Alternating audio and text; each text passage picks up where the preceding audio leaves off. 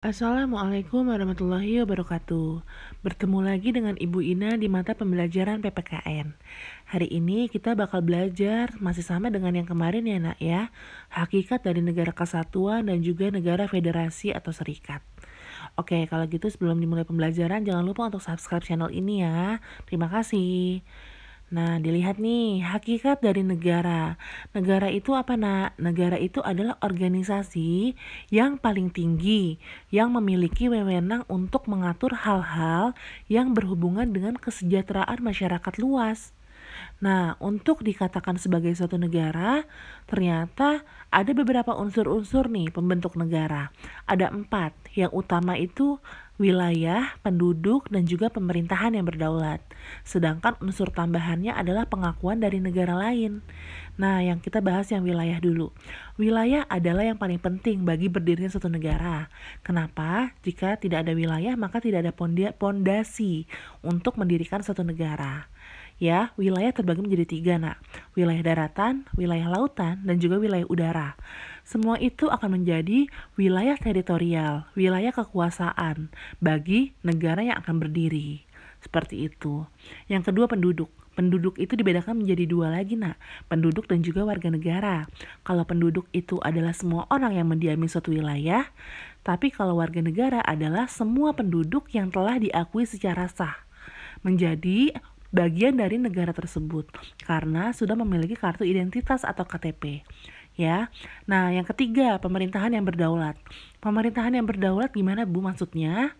Pemerintahan yang berdaulat adalah pemerintahan yang dia ketika membuat peraturan perundang-undangan, kebijakan, dia sangat dihormati, ditakuti, dan juga dipatuhi oleh masyarakatnya. Bahkan diakui keberadaannya oleh masyarakatnya. Seperti itu, ya. Dan yang terakhir, yang tambahannya adalah pengakuan dari negara lain. Pengakuan dari negara lain ini sangat penting ya, nak ya. Untuk apa? Ketika nanti negara kita ke depan yang mengalami yang namanya kudeta atau intervensi dari negara asing, negara lain, nah kita keberadaannya itu dapat dibantu nih keabsahannya. Oleh siapa? Oleh dari negara-negara yang mengakui keberadaan kita. Seperti itu. Ya, kira-kira semoga paham ya sampai di sini. Kita lanjut nih. Yang berikutnya adalah fungsi dari negara. Negara itu ternyata memiliki beberapa fungsi. Nah, ada 4.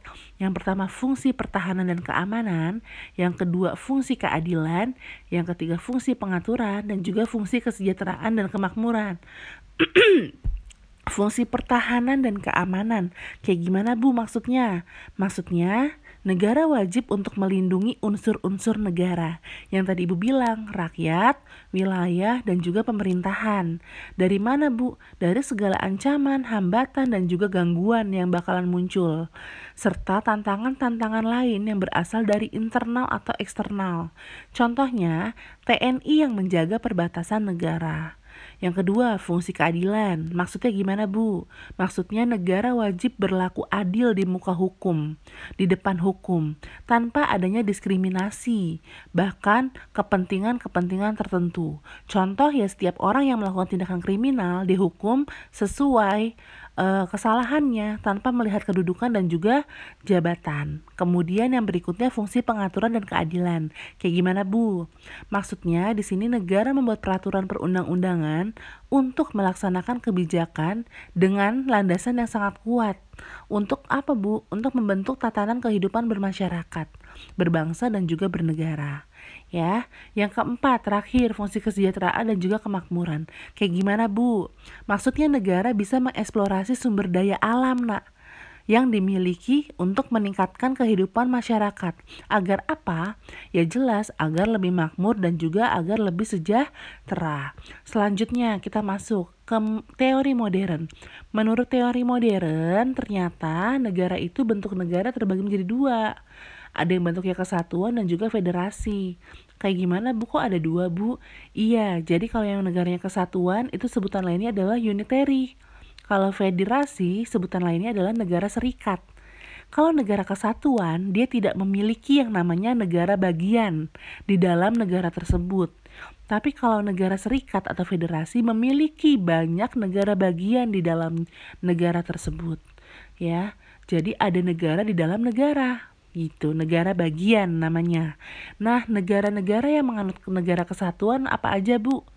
Indonesia, Jepang, Vietnam, Belanda, Italia, Brunei Darussalam, Filipina, Yunani, dan juga Kamboja. Nah, kalau yang contoh negara serikat atau federasi yang apa aja, Bu?